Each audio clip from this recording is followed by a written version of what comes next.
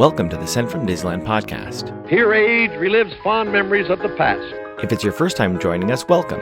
On this podcast, we'll take a journey into the past and explore Disneyland and Disneyland history with mementos, snapshots, and postcards sent from Disneyland from 1955 to the present. The postcards from this episode will be viewable on Instagram at Sent from Disneyland or on my website, sentfromdisneyland.com. Today I'm starting off by thanking my patrons from patreon.com. You can join in and receive mail from my desk or from my trips to Disneyland. I'm currently working on some new patron benefits. Patrons can sign up for as little as $1 per month. Special thanks to Random Olive, the first patron to this podcast, and to the e-ticket patrons Tania, Eric Daniels, Monica Seitz Vega, Scott Booker, Russ Romano, Michael and Christina Cross, Scott Cagle, and Sheila Harry. C-ticket patrons Serious Inquiries Only, Debbie Weinstein, Jennifer Schneep, Grace Coate, Ben and Noel Bruning, and Patty Wool. B-ticket patrons The Disney Rewind Podcast, and Jeff and Paige Orton. And to the A-ticket patrons Elise Sharp, Zealot Infinity, Alexis Robles, Maggie and Henry Byers, Angelica Nablock, and the All Aboard Podcast. I am your host, your post-host Clocky, and today we have 2 postcards sent from Disneyland.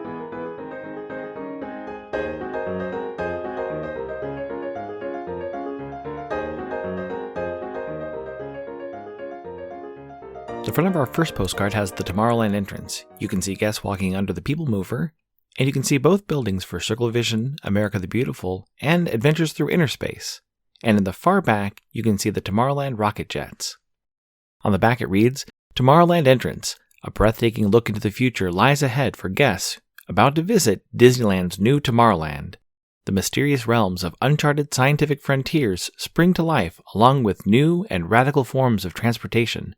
For coming generations, here is a preview of tomorrow's world today. It's not postmarked and was likely sent in an envelope. I assume they visited the park after 1967. There's no addressee or any specific information on the back. It reads, This is just a couple miles from Knott's Berry Farm.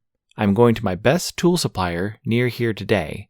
This is about 65 miles from Busch Gardens and Motel Highway. Los Angeles is about 400 miles from San Jose. A must on your visit.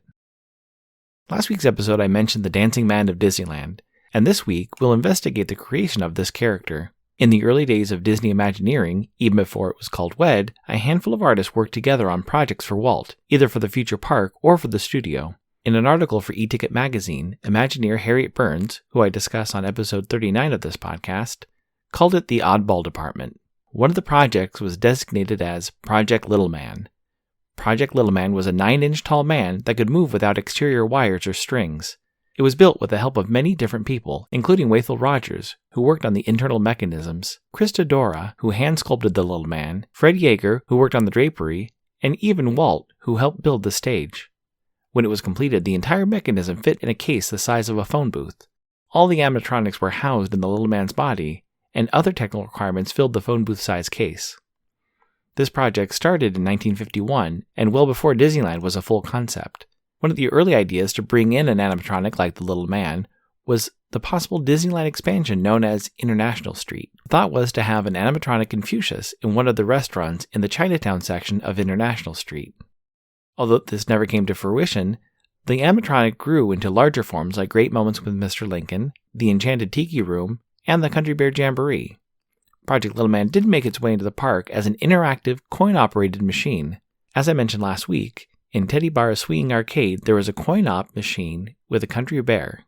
You could insert a coin into the machine and push buttons to make the bear dance around. Similar machines are still in the park today. There's a Pinocchio version in the Penny Arcade on Main Street, and a Toy Story version with Woody dancing in the Frontierland Mercantile. I hope the original Little Man is somewhere in the Disney archives.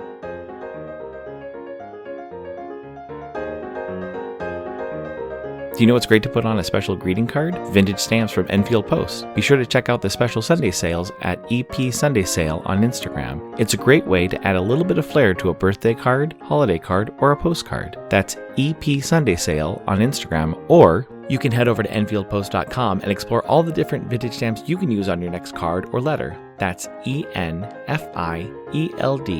POST on Instagram and EnfieldPost.com for your wedding and vintage postage needs. Enfield Post is the official postage stamp sponsor of the Sent from Disneyland podcast.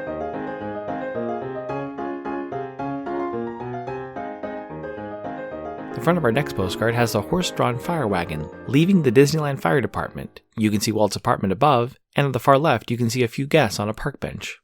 On the back it reads, Chemical Wagon. Visitors answer the alarm on the horse and chemical wagon which leaves regularly from Main Street Station in Disneyland. It's postmarked October 7, 1968, with an Anaheim cancel and a 3-cent purple Liberty postage stamp, Scott number 1035. I assume they visit the park on Sunday, October 6th, when park hours were from 9 a.m. to 7 p.m. The weather was a high of 76 and a low of 60. It's addressed to a Miss Anna Lewis of Oakland, California. It reads, Hello, Anna. Just thought I would drop a card and say hello. It's quite a thrill to ride on the wagon. The kids get quite a kick out of it. It's better than always walking. Mamie Metz. Since it's been announced that the French Market in New Orleans Square will be reimagined, rethemed, and renamed to Tiana's Palace, I went through my vintage Disneyland maps to look at some of the history from the original restaurant. The French Market opened with New Orleans Square in 1966. At the time, New Orleans Square was only shops and restaurants, as Pirates of the Caribbean and the Haunted Mansion wouldn't open until 1967 and 1969, respectively. The 1966 map lists the French Market with a price range of 25 cents to $1.75 and describes the menu with Louisiana fried chicken, barbecue beef and ham sandwiches, and entrees, seafood specialties, salads, desserts, beverages, and a children's menu. The 1967 map, 1 year later, has similar descriptions, but the price range changed to 50 cents to $1.80. The next year, the maximum price increased 10 more cents. Through the mid-70s, the French Market remained the same. The price ranges were removed from the Disneyland maps by 1970.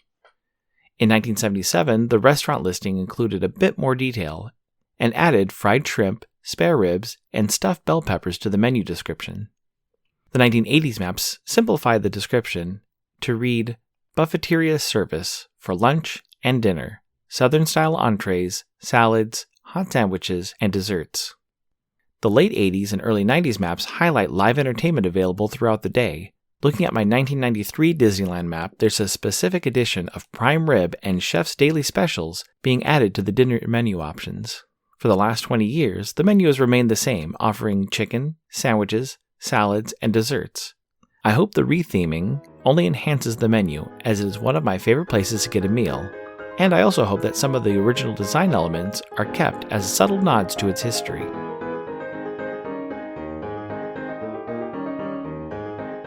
This incoming postcard is sponsored by the Art Throwdown. Art Throwdown, or ATD, is an online craft hour on Instagram, starting at 9 p.m. Eastern, 6 Pacific. Be sure to check out Monday's ATD, which is usually hosted by paper artist Russ Romano.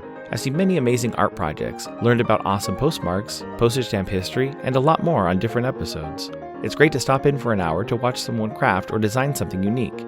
Each host brings something a little different to each show. I'll list some of the regular hosts, or you can follow Russ Romano 2021 on Instagram.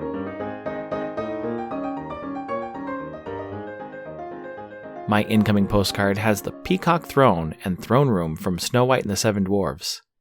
It's postmarked October 22nd, 2022, with the San Francisco at boba.postcards SFPC Meetup 3rd Anniversary Cancel and a Round Barn Forever postcard postage stamp, Scott number 5546. It reads, 10/24/22. The original badass chair pre-Game of Thrones. Be well, Greg. Thank you so much for the postcard. An amazing postmark, Greg. Greg's a friend from Art Throwdown and is an amazing postcard sender. Whether it's great postcards, a cool stamp, or, like this postcard, a specific postmark. I looked up the postcard club that meets twice a year at a boba shop in San Francisco, and they had a special cancel made for their 3rd anniversary. The postmark has a smiley face boba holding a small cake with 3 candles. Also holding the cake is a smiley face postcard. I know you can have special postmarks made for events and anniversaries. I wish Disneyland would work with their local post office to offer this when the park or attractions have milestone anniversaries. Even having one for Disney 100 for this year would be amazing, and a great way to timestamp the year of mail that will be sent from the park.